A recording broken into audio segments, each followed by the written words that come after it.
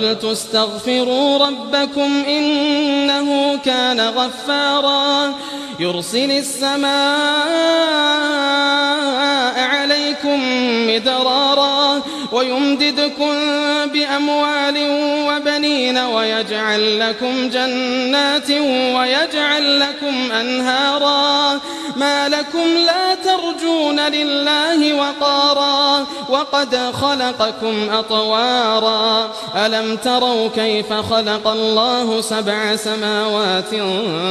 طِبَاقًا وَجَعَلَ الْقَمَرَ فِيهِنَّ نُورًا وَجَعَلَ الشَّمْسَ سِرَاجًا وَاللَّهُ أَنبَتَكُم مِّنَ الْأَرْضِ نَبَاتًا ثُمَّ يُعِيدُكُمْ فِيهَا وَيُخْرِجُكُمْ إِخْرَاجًا وَاللَّهُ جَعَلَ لَكُمُ الْأَرْضَ بِسَاطًا لِتَسْلُكُوا مِنْهَا سُبُلًا